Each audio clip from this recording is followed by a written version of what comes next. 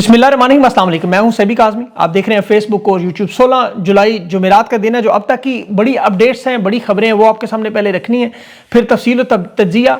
Iran ने आज रवायात के बरक्स सुबह सवेरे ही हमले शुरू कर दिए कुवैत, बहरीन और उर्दन पर। अमरीकी सासों में बड़ी तबाही फैला दी और अमेरिका ने ईरान के खातमुल अंबिया हेडक्वार्टर पर हमला किया है। मिनाब स्कूल के बाद बच्चों के कैंसर अस्पताल पर भी बमबारी हुई। ईरान ने उसके जवाब में आज कौन कौन से नए टारगेट भी बताए हैं। मिडल ईस्ट में जो तेल की तनसीबात है उनकी भी आज बारी है, उसकी मैं तफसील आपके सामने रखता हूँ। मिड टर्म इलेक्शन से पहले ईरान को शिकस्त देने के लिए अमरीकी फौजियों को ईरान सरजमीन पर उतारने का नया मनसूबा ट्रंप का क्या है। वियतनाम, अफगानिस्तान के बाद क्या अमरीकी फौजियों के लिए ये बड़ी मौत की दलदल साबित होगा। ईरान के सुप्रीम लीडर ने आलमी रहनुमाओं को टारगेट करने का आज इशारा दे दिया है और बाकायदा इनकी तस्वीर भी जारी करके इनामात भी रखे गए हैं। कौन कौन इस पूरी लिस्ट में शामिल है और किस तरह यह मामला होगा। अमरीकी नायब सदर ने आज ट्रंप के खिलाफ एप्स्टीन फाइलों का इल्ज़ाम अमरीकी डीप स्टेट पर लगा दिया। इसके साथ लबनानी वज़ीर-ए-आज़म की ट्रंप से मुलाकात भी है। हिजबुल्लाह से हथियारों की वापसी में लबनानी फौज में के साथ जो अमल है उसमें अमेरिका की निगरानी में कौन कौन शामिल है। और रूस ने रात को यूक्रेन पर एक दफ़ा फिर खतरनाक बमबारी करके यूरोप का दिफाई सिस्टम बिठा दिया। चीन से 6 अरब यूरो का असलहा खरीदने पर मजबूर हो गए। क्या चीन रूस के खिलाफ ये असलहा देगा। और कश्मीर बलोचिस्तान तहरीक के बाद अब पंजाब की बिलाखिर बारी आ गई। तहरीक साहब ने तमाम मुज़ाकरात ख़त्म करने का ऐलान कर दिया। लॉन्ग मार्च का ऐलान और 5 अगस्त से मुल्क गिर एहतजाज तहरीक शुरू। बिलाखिर धुएंधार हमले भी कंपनी पर जारी हैं। शोहदा की फैमिली के धरने भी जारी हैं।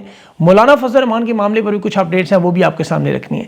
तफसील से इस तमाम मुआशी हालात भी आपको कुछ मैं बीच में बताऊंगा आज। लेकिन ईरान ने रवायात के बरक्स जो सुबह सवेरे बड़े हमले किए हैं। फजर की नमाज के बाद कुवैत, बहरीन और उर्दन पर अमरीकी फौजी ठिकानों पर पहले हमले हुए। ताज़ा तरीन जो मिसाइल हमले थे उसमें कुवैत के अल सालम एयर बेस के एक दफ़ा फिर रडार सिस्टम पर, बैटरी मिसाइल पर और ईंधन के ज़खायर पर निशाना बनाया गया है। और 4 क्रूज मिसाइल थे, 21 ड्रोन ये निशाने पर लगे हैं। 11 क्रूज और 58 ड्रोन जो रोके गए हैं, लेकिन दोनों अतराफ के दावे हैं कि नुकसान बहुत बड़ा है। बहरीन में अमरीकी फ्लीट जो 5th फ्लीट का हेडक्वार्टर है, शेख ईसा एयरबेस है, वहाँ भी तनसीबात को निशाना बनाया गया। और बहरीन में वजारत दाखिला ने फिर सुबह सवेरे जो सायरन बजाए शहरियों को महफूज मुकामात पर मुंतकिल किया। वहाँ पर बमबारी आगे बताता हूँ आपको। उर्दन में जो 8 मिसाइल मारे गए, 6 फ़ज़ा में तबाह होने का दावा किया, लेकिन 2 जो है वो बराह रास्त निशाने पर लगे हैं। और उसमें एक मिसाइल उर्दन में भी आज बड़ी ख़तरनाक जगह पर गिरा है, उसकी तफसीलात अभी आ रही हैं। लेकिन जो दिफाई निज़ाम फ़ाल हुआ, फ़ज़ाई हदूद बंद हुई, उसके बावजूद 15 फ़ज़ाई मिसाइल आज निकलना कि क्या इंटरसेप्टर अब ख़त्म हो रहे हैं। किसके, आपको पता है, अमेरिका के और इसराइल के। ईरान के सूबे खोस्तान में भी फिर अमरीकी MQ-9 रैप्टर ड्रोन ईरान ने गिराया। ये 32वां ड्रोन था जो कि $30 मिलियन का एक है, यानी $1 अरब का। तो ये सीधा सीधा नुकसान। और ईरान ने इसकी एयर डिफेंस सिस्टम में बंदर अब्बास पर वीडियोस भी जारी की हैं। और फिर ईरान की तरफ से ये भी दावा आया कि अब जो अगले मुमकिन हमले होंगे वो अमरीकी अड्डों के साथ तेल की तनसीबात पर अरब ममालिक में होंगे, इनके सिविलियन इंफ्रास्ट्रक्चर पर भी होंगे। अब उसकी वजह ज़ाहिर है अरब ममालिक के तेल की तनसीबात का इन्होंने जिक्र क्यों किया और क्यों ये मिलिट्री के साथ अब सिविलियन तनसीबात की तरफ जा रहे हैं कि ईरान में जो सबसे बड़ा तेल का ज़ख़ीरा खार्ग जजीरा है, वहाँ इस वक्त तेल का वसी ज़ख़ीरा अमरीकी बमबारी के बाद फैला हुआ नज़र आ रहा है। सेटेलाइट फोटोज़ में नज़र आ रहा है कि नुकसान हुआ है। इसके अलावा ईरान में जो शहीद बकाई बच्चों के कैंसर का अस्पताल है, वहाँ बड़ा ख़तरनाक हमला हुआ। और ये जंग के दौरान बड़ा घटिया तरीन मामला होता है अस्पतालों पर हमला करना, और वो भी बच्चों के अस्पताल, कैंसर के मरीजों पे। पहले मिनाब स्कूल पर ऐसे ही हमला हुआ। यहाँ 211 बच्चे थे, कैंसर के मरीज ने इमरजेंसी में निकाला गया। शहादतों की कोई इतलात नहीं है। और इसके बाद जो खातमुल अंबिया हेडक्वार्टर पर हमला हुआ, जिसके बाद तर्जमान ब्रिगेडियर इब्राहिम जुल्फ़िकार ने आज अंग्रेज़ी में बयान जारी किया कि अब जो हमले होंगे वो हमारे तरफ से भी बुनियादी ढांचों पर होंगे। हम खिते का पूरा इंफ्रास्ट्रक्चर ईरान की मुसल्लह अफवाज को चल देंगे, पीछे कोई नामो निशान नहीं छोड़ेंगे। और जहाँ जहाँ अमरीकी फौजियों की रिहाइशगाहें हैं, यानी जिन होटल्स में उन्होंने इस वक्त पनाह ली है, अब वहाँ भी अब हमले करेंगे। और इसमें ज़ाहिर है बुर्जुल खलीफा सबसे बड़ा होटल है, पाम जुमेरा है कुवैत के अंदर, जो दारुल हुकूमत सफ़ात सलमिया है, कतर बहरीन में अहम मकामात हैं, अमरीकी जनरलों की वहाँ मौजूदगी है। ये ईरान के पास इंटेलिजेंस सबूत है। ज़ाहिर है अब हमले उन होटलों पर होंगे, रिहायशी मकामात पर होंगे। उसके बाद ये मामला ज़ाहिर है मज़ीद बिगड़ेगा। ईरान के पास दारान इनकलाब ने कहा कि जंग लंबी होने से हमें कोई मसला नहीं है, हम अमेरिका के साथ 10 साल तक ये जंग लड़ सकते हैं, हमारे पास इतनी तैयारी मौजूद है। और ये तो इस बात का सबूत है, ये 1980 से 88 तक 8 साल मुसलसल इराक के साथ लड़ चुके हैं, जिसमें पूरी दुनिया इराक के साथ थी। और इस जंग में तो सिर्फ अमेरिका और इसराइल है। रात को जो अमेरिका ने हमले किए ईरान पर, उसमें ईरान की इंटेलिजेंस इमारतों पर 92 आर्म्ड डिवीजन है, इसकी मिलिट्री बेस पर निशाना बनाया। خرم آباد میں امام علی میزائل بیس پر حملہ ہوا، جزیرہ کشم میں وہاں مچھیروں کے جو فیکٹری تھی پاؤڈر بنانے کی، وہاں حملہ ہوا، بندر عباس، سریک اور وہاں 2 اور مقامات ہیں ان پر بھی حملے ہوئے۔ یہ ابھی تک واضح نہیں ہوا کہ تنصیبات کون سی تھی، سینٹ کام نے نقشہ جاری کیا ہے، اور اس میں جو سب سے اہم مقام تھا، ایک تو ظاہر ہے خاتم الانبیاء کا ہیڈ کوارٹر تھا، اور دوسرا جو خرم آباد میں یہاں امام علی میزائل بیس ہے۔ امریکہ کی سخت کوشش ہے کہ جہاں جہاں ایران کے میزائل لانچرز دبے ہوئے ہیں انہیں نشانہ بنایا جائے، تاکہ یہ زیر زمین اسے جو منتقل کر دیتے ہیں یہ ان سرنگوں کے داخلی دروازوں پر بمباری کریں تاکہ انہیں منہدم کریں اور یہ میزائل لانچر نکال نہ سکیں۔ لیکن ایران کی جو جنگی حکمت عملی اب تک آپ کو پتہ ہے 4 مہینے ہونے والے نظر آ رہی ہے کہ وہ جس طرح باکسنگ میں آپ دیکھیں نا، کبھی حریف کو موقع دیا جاتا ہے کہ وہ پہلے اپنی طاقت آزما لے اور جو ہی وہ تھکتا ہے پھر اس پر تابڑ توڑ موقع برسایا جاتا ہے۔ ایران ایسے ہی کرتا ہے، ایک حملے کے بعد ان کا فوراً رسپانس ہے اور وہ 24 گھنٹوں یا 48 گھنٹوں کے اندر وہ سرنگوں کے دروازے کلیئر کر کے لانچرز کو دوبارہ قابل استعمال بنا کے اگلا حملہ کر دیتے ہیں۔ اب عرب ممالک میں آپ دیکھیں ملٹری اڈوں پر جو حملے ہوئے اس کا ثبوت دیکھیں، رات 12 بجے جب ایران کے شہر حواز پہ 5 طیاروں سے بمباری ہوئی تو پورے 10 منٹ کے بعد 12:10 پر کویت میں امریکی اڈوں پر ATC بیلسٹک میزائل ایران کے لگ رہے تھے 12:10 پر، یعنی پورے 10 منٹ کے بعد۔ پھر ایران کے شہر حواز پر جب حملہ ہوا اس کے 40 منٹ کے بعد بحرین پر 3 مقامات پہ ایران کی طرف سے نشانہ بنایا گیا 12:50 پر۔ پھر کرمان میں بندر عباس میں حملے ہوئے، اس کے پورے 2 گھنٹے کے بعد ایران نے بیلسٹک میزائل جو ہے وہ کویت میں مارے، یعنی ہر حملے کا ایران نے کیلکولیٹڈ جواب اسی طرح رکھا ہے۔ امریکہ کو روزانہ کی بنیاد پر کم از کم 800 حملے کرنے ہیں، 800، اور ایران کو صرف 10 حملوں کا جواب دینا ہے۔ یہ جنگی ماہرین کا پورا فارمولہ ہے اس جنگ کے حساب سے، اور ایران اپنی حکمت عملی سے اسی طرح یہ جنگ لڑ رہا ہے۔ اب ان کے جو سپریم لیڈر ہیں انہوں نے بھی آج بڑا اہم بیان اور بڑی اہم فہرست جاری کی اپنے والد کے انتقام کا، جو انہوں نے بدلہ لینے کا دعویٰ اور وعدہ کیا ہے۔ ٹرمپ، نیتن یاہو سمیت امریکی وزیر خارجہ اور ان سب کی تصاویر جس میں 11 رہنما وہ اورنج رنگ کے قیدیوں والا لباس پہنے ہوئے آپ کو دیکھیں گے، یہ ان کی اخبار ہے جو تہران کے انقلابی پاسداران انقلاب کے زیر تمام چھپتی ہے۔ اس میں آیا کہ یہ صرف دھمکیاں نہیں ہیں، آپ اس کو اندازہ اس بات سے کریں کہ ٹرمپ نے ابھی جو جہاز بدلے، جو لوگ گرفتار کیے، پھر ایران کو دھمکیاں دی ہیں کہ میزائل مارنے کی، تو اس کا ثبوت ہے کہ خطرہ ان کے پاس ان تمام رہنماؤں کو اب بڑھ گیا ہے۔ اب اس میں جو سب سے اہم معاملہ ایران میں جو زمینی دستوں کا، جس کے لیے ایران نے 10 لاکھ رضاکار جو شامل کیے انہیں ایکٹیو کیا گیا ہے، کیونکہ ٹرمپ نے 50,000 امریکیوں کو ایران بھیجنے کا اعلان کیا، لیکن امریکی نائب صدر نے کہا نہیں، یہ جب تک یہ 1.5 لاکھ ہمارے فوجی نہیں جائیں گے اس وقت تک یہ معاملہ حل نہیں ہوگا، اور ہمیں ایران کی عوام کا ساتھ چاہیے۔ یہاں پر دیکھیں جو ایران نے ابھی تازہ ترین حملے کیے وہ کردستان ریجن میں کیے ہیں، وہاں اربعیل اور سلمانیہ کا علاقہ ہے، وہ سرحدی علاقہ ہے، وہاں زاگروس کا پہاڑی سلسلے ہیں، اور یہ ایران کا جو صوبہ مغربی آذربائیجان اور کردستان جو کہ عراقی سرحد سے ملتے ہیں، یہاں کرد آبادی کی اکثریت ہے، اور یہ وہی کرد ہیں جنہیں ڈونلڈ ٹرمپ نے اسلحہ دیا تھا جنگ سے پہلے، اور وہ اسلحہ لے کے نہیں لڑے ایران کے خلاف۔ یہ یہاں پہ کرد تنظیمیں ہیں، ایک آزاد کردستان پارٹی ہے، ایک پراگ کے نام سے، ایک ڈیموکریٹک پارٹی آف ایرانی کردستان، یہ 4 مسلح گروپ ہیں، ان میں 3 جو ہیں وہ ایران کے ساتھ ہیں۔ اب زمینی کارروائی کا ایران کو خطرہ ہے کہ گوریلا جنگ یا بغاوت کے نام پر امریکی فوج انہیں داخل کر کے ان کے پیچھے شامل ہوگی، اسی لیے ایران نے کل رات جو بمباری کی، جو 3 گروپ ایران کے حامی ہیں ان پر نہیں کی، لیکن جو امریکہ کا ساتھ دینے والا ایک گروپ ایسا ہے جس پر زمینی حملے کا سب سے بڑا خطرہ ہے، ایران نے وہاں ان پر ٹھیک ٹھاک قسم کی بمباری کی ہے۔ اب ابنائے حرمز کی صورتحال بھی اس وقت یہ ہے کہ ابھی جو ایران کی تازہ ترین فوٹیج ہے اس میں امریکی بحری جہازوں کو انہوں نے باقاعدہ اپنے نشانے پر دکھایا کہ آپ تھوڑا سا دور ہیں اور تھوڑے تھوڑے نیڑے آئیں، قریب آئیں، ابھی 250 کلومیٹر دور ہیں، ہمارے نشانے پر آ جائیں۔ اس وقت حالات یہ ہے کہ دنیا کا کوئی بھی شپ اور جہاز ابنائے حرمز سے گزرنے کی جرت نہیں کر رہا۔ امریکہ نے تحفظ کی بڑی یقین دہانیاں کروائی ہیں لیکن کوئی جہاز وہاں سے گزرنے پر تیار نہیں ہے۔ ابنائے حرمز مکمل طور پر بند ہے، اور جو جہاز اس کے اندر محصور ہیں اس میں ہندوستان کے بھی 7 جہاز ہیں، اور ایران کا یہ چیلنج ہے، جو سب سے بڑا چیلنج ہے ایران کے لیے، وہ یہی ہے کہ اپنا تیل یہ یہاں سے چین کس طرح بھیجیں، کیونکہ جزیرہ خارق پر جو ابھی بلما نامی آئل ٹینکر ان کا جو بڑا شپ کنٹینر چین کے لیے تیل لے کے جا رہا تھا، امریکہ نے اسے روکا ہے ایران کی بندرگاہ سے کچھ فاصلے پر میزائل مار کے۔ اب وہ تیل چین کا تھا، اب چین کا رد عمل ظاہر ہے اس سارے معاملے میں بڑا اہم ہے، اور یہ بڑی خاموشی سے جو کھیل کھیلا جا رہا ہے دیکھیں اسے آپ کو سمجھنا ہوگا۔ اسرائیل یمن کی 2 چھوٹی سی خبریں بتا کے اس کی تھوڑی سی بات کرتے ہیں اس میں، لیکن ایک تو ظاہر ہے لبنان کا جو معاملہ ہے وہ بھی بڑا اہم ہے، جس میں صدر ٹرمپ سے مل رہا ہے۔ اسرائیل کے ساتھ آج ان کا اعلان سامنے آیا ہے کہ حزب اللہ سے ہتھیار واپس لینا چاہتے ہیں غیر مسلح، اور وہ کریں گے لبنان کی فوج کے ذریعے، نگرانی امریکہ کرے گا، اور تیسرا فریق کون ہوگا، یہ سب سے اہم معاملہ ہوگا، اور یہیں سے یقین کریں پورے مڈل ایسٹ کی گیم چینج ہوگی۔ کیا سرائیاں تو وہی ہیں، کہ جو بورڈ آف پیس میں شامل تھے، جن میں نمبر 1 بھی شامل ہے. اور دوسرا معاملہ جو یمن کا، وہ بھی آپ کو بتا دوں سنا میں ایئرپورٹ کی مرمت مکمل ہو چکی ہے. اور سعودی عرب اور یمن کے درمیان کوئی نیا حملہ نہیں ہوا. یہاں بڑی خاموشی ہے، لیکن یہ مجھے خاموشی لگ رہی ہے طوفان آنے سے پہلے کی. یہ معاملہ خطرناک ہے، ابھی دیکھتے ہیں اس پہ کیا ہوتا ہے. روس یوکرین کی جنگ میں بھی بڑی تازہ ترین اپڈیٹس ہے. ایک تو 3 مہینوں میں جو اب سے رات کو جو سب سے بڑا حملہ یوکرین پر روس نے کیا دارالحکومت پر، 68 میزائل اور 351 ڈرون مارے ہیں. اور اس دفعہ جو سب سے حیران کن بات تھی کہ یوکرین کے میزائل، دفاعی میزائل نظر نہیں آ رہے. یہ یوکرین کی طرف سے اسلحہ شاید بڑی تیزی سے کم ہو رہا ہے. اور یہ صرف یوکرین کے پاس نہیں، امریکہ اور یورپ کے پاس بھی اسلحے کی کمی کا ہے معاملہ ہے. اور اس کا اندازہ آپ اس بات سے کریں کہ یورپی یونین نے اسلحہ خریدنے کے لیے یوکرین کو چین سے 6 ارب یورو کی اجازت دی ہے. یعنی امریکہ اور یورپ اس قابل نہیں ہے کہ وہ یوکرین کو اسلحہ سپلائی کریں، ان کی ڈیمانڈ پوری کریں. اب چین روس کا سب سے بڑا حامی ہے. 6 ارب یورو بہت بڑی تجارتی ڈیل ہے. چین کے لیے اتنا بڑا مسئلہ نہیں ہے، لیکن چین کیا یہ اسلحہ دے گا یا نہیں؟ کیونکہ عام طور پر وہ اس طرح کا اسلحہ تو دے دیتے ہیں جو جدید ہتھیار نہ ہو یا حساس ٹیکنالوجی نہ ہو. جنگ میں روس کی فوج ہے، لیکن چینی اسلحہ یہ ایک بڑا معاملہ ہوگا. روس چین کا اتحاد ہے، دیکھنا بھی ہے کہ اس کا نتیجہ کیا نکلتا ہے.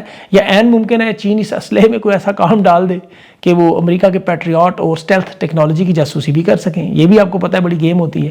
ابھی ترکی کو دیکھیں S-400 امریکہ نے اسی لیے نہیں دیا کہ وہ روس کا تھا. F-35 اس لیے نہیں دیے. اب معاملہ چین کا بھی دیکھیں، بلوچستان میں وہ سائبر جاسوسی بھی کرتے ہیں. ہمالیہ سے حالانکہ اونچی دوستی ہے، لیکن وہ اپنے مفادات کو جانتے ہیں. اب جو انٹرنیشنل معاملات ہیں ان میں یاد رکھیں خارجہ پالیسی بڑی کمپلیکیٹڈ ہوتی ہے. قطر پر دیکھیں ایران نے کتنے حملے کیے، اس کے باوجود ایران کا وفد بھی قطر میں تعزیت کے لیے قطر ثالثی کی کوشش بھی کرتا رہا اور بھی کر رہا ہے. اور ان کے امریکہ کے ساتھ بھی تعلقات ہیں. بہرحال یہ چلتا رہے گا. پاکستان کے حالات کی طرف یہاں سب سے بڑا اور اہم معاملہ کہ خان کی قید کو ظاہر ہے 3 سال ہونے والے ہیں، 14 دن رہ گئے ہیں. تحریک انصاف کی عادت اب بالآخر احتجاج جلسے اور لانگ مارچ کی طرف آ گئی ہے. ان پر جو دباؤ تھا احتجاج کے نام پر، یہ پہلے تو نکلنے کو تیار نہیں تھے، لیکن علیمہ خان کی اسٹریٹ موومنٹ نے انہیں بھی تھوڑا سا آسرا دیا ہے، سہارا دیا ہے. تحریک انصاف کی عادت میں محمود اچکزئی، بیرسٹر گور سمیت اب مجبور ہو کر یہ اعلان کر رہے ہیں کہ ہمیں عمران خان کی رہائی، ان کی صحت، قید تنہائی پر پورے ملک میں احتجاج کرنا ہے. اب یا تو انہیں گرین سگنل ملا ہے، یہ بڑی میں اہم بات کر رہا ہوں، زیادہ تفصیل میں نہیں جاؤں گا کیونکہ سلمان اکرم راجہ کا بیان اب دیکھیں کہ بڑا تفصیلی اجلاس ہوا اور لانگ مارچ، جلسے، جلوس، سیمینار اب سب کریں گے، ہر سطح پر متحرک ہوں گے، خاموش نہیں بیٹھے. اب یہ اچانک نہیں ہوتا، یہ ذہن میں رکھیں. ایک تو ظاہر ہے وہ مفاہمتی ڈیل تھی جو اسٹیبلشمنٹ نے پوری نہیں کی. 6 مہینوں سے بیک ڈور مذاکرات کرتے رہے. محمود اچکزئی، بیرسٹر گور، سہیل افریدی لگے تھے کہ منت ترلا سے کام چلا لیں گے. اب وہ ظاہر ہے ایک تو صاف صاف جواب ہے، کیونکہ فیلڈ مارشل کا فارمولہ وہی چل رہا ہے کہ طاقت کے ذریعے کچلنا ہے، طاقت کے ذریعے حکومت کو قائم رکھنا ہے، چاہے پورا ملک جل جائے، تباہ ہو جائے، خدا نخواستہ الگ ہو جائے، پرواہ نہیں کرنی. لیکن آپ اس طرح کر نہیں سکتے. خواہشات تو ضرور ہیں.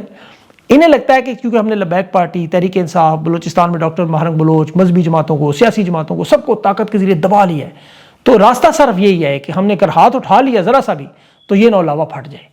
لیکن اندر جو لوگ بیٹھے وہ بھی بہت کچھ دیکھ رہے ہیں، وہ میں آگے چل کے آپ کو بتاتا ہوں. لیکن اس میں احتجاج ایک بھی کامیاب ہوا، ایک احتجاج بھی، تو پھر عوامی طاقت ظاہر ہے پھر فرانس، نیپال، بنگلہ دیش والے حالات ہو سکتے ہیں. مفاہمت کو یہ ماننے پر تیار نہیں ہے کیونکہ ان کے اوپر دباؤ نہیں ہے. اب یہاں پاکستان کی عوام ظاہر ہے ان پر انحصار کرتا ہے، جیسے کشمیر کے لوگ آپ کے سامنے پرامن نکلے ہیں. اب باری پنجاب کی آ چکی ہے. باقی تمام صوبوں میں تو اب ٹیسٹ کیس دیکھ چکے ہیں. پنجاب جو سب سے بڑا صوبہ ہے، آپ کو پتہ ہے ان کے احتجاج کو لانگ مارچ میں بدلنا اور اس لیول پہ دباؤ لے کے جانا، پھر یہ مفاہمت اور مذاکرات کی طرف آئیں. جو اس وقت پاکستان کے حالات ہیں وہ اگر آپ غور سے تھوڑا سا دیکھیں، یا یہ فارم 47 کی حکومت ہے فیلڈ مارشل کی، یہ ہر قسم کے بحران میں پھنسے، ہر قسم کے. بلوچستان سے کشمیر تک، خیبر پختونخوا سے ہندوستان بارڈر تک. ایک طرح ہندوستان کی ایٹمی اب دوزیں آپ کو پتہ ہے تیار ہیں، پاکستان کا پانی بند ہے، سیلاب کی آمد ہے. فارم 47 کی حکومت کی حالات یہ ہیں کہ وزیر صرف اپنی وزارتیں بچانے کے لیے، کیونکہ کل اعلان ہونا ہے جمعے کو، اب یہ اتنے مجبور ہو چکے ہیں کل کے لیے استعفی روکنے کے لیے کہ وزیر دفاع جو کہ فیلڈ مارشل کا باس ہے، وہ پینافلیکس پر ایئرپورٹ کی بحالی پر فیلڈ مارشل کی بینر لگوا کے بڑے فخری انداز میں کہہ رہے ہیں کہ وہ وزارت دفاع کر رہے. مطلب یہ آپ کہہ لیں کہ تیل کی شیشی ہاتھ میں ہے، زبان پہ چیری بلاسم ہے، گھٹنوں کے نیچے سے شروع ہو کے تسموں تک، تسموں سے لے کر شلوار کے اندر لاسٹک بننے کے لیے تیار ہے. خطرہ لیکن نے صرف یہ ہے کہ نیفے میں پستول نہ چلے. یہ اتنا بڑا معاملہ ان کے لیے بنا ہوا ہے کیونکہ سب سے زیادہ تقریریں فوج کے خلاف انہوں نے کی، شہداء کا سب سے زیادہ مذاق انہوں نے اڑایا، جرنیلوں کا سب سے زیادہ تمسخر توہین انہوں نے کی ہے. اب وہ نظر آتا ہے بار بار، پھر اتنا ہی اس لیول پر گرنا پڑ رہا ہے. آپ شہباز شریف کی تصویریں دیکھیں، اس کے گرد آپ کو 3-4 مستڈے کھڑے تھے مونچوں والے وردیوں میں، وہ اسے اقوام متحدہ کے سیکرٹری تک نہیں اکیلے ملنے دیتے. تو اب حالات ایک طرف تو حکومت کے لیے ہیں، لیکن جو اس وقت پاکستانیوں کے حالات ہیں اگر اس کو آپ غور سے دیکھیں تو ہم تاریخ کے بدترین بحران کا سامنا کر رہے ہیں، سیاسی، سماجی، سیکیورٹی، تمام شعبوں میں. معاشی شعبے میں آپ اٹھا کے دیکھیں قرضوں کا جو تناسب جی ڈی پی کے حساب سے 70% جا چکا ہے، جس میں ایک ملک کو ٹیکنیکل دیوالیہ قرار دیا جاتا ہے۔ کرنسی کی جو بے قدری ہے کہ درآمدی اشیاء اور پیٹرول، گیس، مشینری، خام مال یہ اتنا مہنگا ہو چکا ہے کہ حکومت کے پاس کوئی حل نہیں ہے۔ ایک تو مہنگائی نے عوام کی تو قوت خرید اور بے روزگاری نے کمر توڑی ہے۔ اس وقت مہنگائی آپ کو پتہ ہے عروج پر ہے، تو مطلب سارے ریکارڈ توڑ چکے ہیں۔ بجلی، گیس، پیٹرول، روزمرہ کھانے پینے کی اشیاء آپ توازن کر لیں، یہ عام آدمی کی پہنچ سے دور ہے۔ لیکن اس سے جو بڑا خطرہ ہے وہ عوام کی قوت خرید نہیں ہے۔ مطلب جس انداز میں مہنگائی بڑھی ہے، لوگوں کی تنخواہیں، آمدنی اس حساب سے نیچے گر گئی۔ پھر اوپر سے صنعتی بندش کی وجہ سے فیکٹریاں، ٹیکسٹائل ملیں، کارخانے، سرمایہ کاری نکلنے سے اب لاکھوں لوگ بے روزگار ہیں، اور حکومت کے پاس کوئی ذریعہ نہیں اپنی آمدنی بڑھائیں سوائے ایک جو فورن ریمیٹنس آ رہی ہے، یا جو یورو بانڈ پہ قرض دیے جا رہے ہیں، یا آئی ایم ایف کے پروگرام میں شمولیت ہے، اور وہ بھی وہ کڑی شرائط ہیں۔ اب کچھ لوگ تو جب یہ کہا جاتا ہے نا ملک نہیں چل رہا، ملک نہیں چل رہا، تو لوگ کہتے ہیں جی ملک تو چل رہا ہے، کون سا ملک نہیں چل رہا؟ ابھی ان کے اسٹیبلشمنٹ بندے مجھے کہتے ہیں پارلیمنٹ بھی چل رہی ہے، وزیروں کی گاڑیاں بھی چل رہی ہیں، رونقیں چیک کریں، تو آپ کو الجھن کا شکار ہے۔ میں اس کی مثال دوں ایک گاڑی سے نا، آپ کو فرض کریں آپ ایک مہنگی ترین گاڑی لے لیں، اس کے اندر آپ جب بس لے لیں، اس کے اندر ڈرائیور کنڈکٹر کو بٹھا دیں، اس کے رشتہ دار اہل خانہ انہیں میک ڈونلڈس پکڑا دیں، کوک کے ڈبے پکڑا دیں، باہر سے دیکھنے لگے جی کتنی شاندار گاڑی، سب کچھ بہترین چل رہا ہے، لیکن اب بونٹ اٹھائیں، انجن غائب، فیل انجن، پیٹرول کی ٹینکی کھولیں تو پیٹرول ہی نہیں، ٹائروں کے حالات دیکھیں چوروں پنکچر۔ اب ڈرائیور نے اچھے کپڑے پہنے ہوئے ہیں، ہاتھ میں اس کے میک ڈونلڈز ہے اور وہ کوک پی رہا ہے، آپ کو لگ رہا ہے وہ بڑی عیشی گھر ہے، لیکن حالات پاکستان کے بالکل ہی ہیں۔ بظاہر 7 لاکھ کی فوج ہے ہماری، ایٹمی طاقت بھی ہے، دنیا کی سب سے بڑی ایجنسیاں ہیں، حالات کیا ہیں کہ روز 5 سے 10 سیکورٹی اہلکار شہید ہو رہے ہیں۔ آپ اٹھا کے دیکھ لیں 4 سال کا ڈاٹا، خیبر پختونخوا میں، بلوچستان میں فوجی وردی پہن کر نہیں جا سکتے، قافلوں کے ساتھ جانا پڑتا ہے، دن کے وقت نکل نہیں سکتے، ترانہ نہیں پڑھ سکتے۔ کشمیر میں سیاسی رہنما بغیر سیکورٹی کے سوچ نہیں سکتے جائیں۔ بلوچستان کے حالات یہ ہیں کہ یہ ابھی شہداء کے نام پہ بڑا شور مچا جی، حکومت، صوبائی وزیر، عسکری اچھل اچھل کے کہہ جی شہداء کے بارے میں کہنا تنخواہ لے کے شہید ہوئے ظلم ہے، ہم برداشت نہیں کریں، ہماری ریڈ لائن ہے۔ 48 شہداء کنٹینروں کے اندر لاشوں کی طرح بے یارو مددگار جانوروں کی طرح پڑے ہوئے۔ یہ دنیا کا واحد ملک ہے جہاں کے شہید کنٹینروں کے اندر پڑے، جس طرح کارگل میں وہ بھارتیوں نے لاشیں دی۔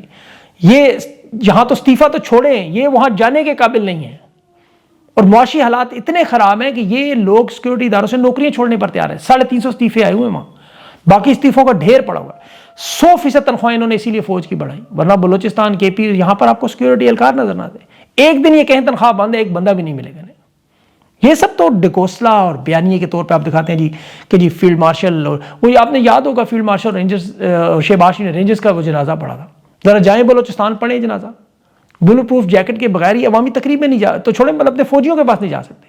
وجہ کیا ہے؟ وجہ وہ جو حافظ عبداللہ نے قرآن و حدیث کی روشنی میں کل آپ کو بتا دی ہے۔ اس نے کیا کہا ہے؟ فیلڈ مارشل کو ظالم ترین شخص ثابت کیا ہے کہ ظلم اور ظلم کے خلاف بولنا اور آواز اٹھانا ایمان کا حصہ قرار دیا۔ یہ مولانا فضل الرحمان کی دیکھیں سیاست اور ماضی ہم سب جانتے ہیں، اعتماد کرنا اس پہ ناممکن ہے۔ ہو سکتا ہے مولانا کو آصف زرداری نے چھوڑا ہو فوج پر دباؤ بڑھانے، بلاول کے لیے کہ ہماری طرف نہ دیکھے، عوام کو عمران خان کے معاملات سے ہٹانے کے لیے نہ کیا، اور سوشل میڈیا پہ دباؤ بڑھانے کے لیے۔ یہ سارے معاملات اچانک آتے ہیں بالکل۔ پاکستان میں اب تحریک جو شروع ہونی ہے تحریک انصاف کی، لیکن اور ہو سکتا ہے آپ کو آصف زرداری بلاول کی بھی ابھی 6000 کروڑ کی جو بیرونی ممالک کرنسی کے کچھ ثبوت بھی دکھا دیں وہ نکال کے گھروں سے، لیکن پاکستان کی عوام کا امتحان پنجاب کا 5 اگست سے ہے۔ آپ کے پاس یہ 19 دن ہے، اب عوامی طاقت کا مظاہرہ کریں۔ 25 کروڑ میں 1% لوگ، صرف 25 لاکھ بنتے ہیں، 1% لوگ اپنی 2 وقت کی روٹی کا برداشت کر لیں، بھوک۔ کشمیر کے لوگ نہیں تو پرامن سڑکوں پر ہیں، سارے آپ کے مسائل حل ہو جائیں گے، عمران خان کی رہائی بھی ہو جائے گی، مذاکرات بھی ہوں گے ان ظالموں سے، اور آپ کی جان بھی چھوٹے گی۔ تو یہ طاقت تو آپ کی، یہ فیصلہ آپ کا اصل میں، باقی ساری چیزیں تو ثانوی ہیں۔ اپنا خیال رکھیں، مجھے اجازت دیں، اگلے ویڈیو تک کے لیے اللہ حافظ۔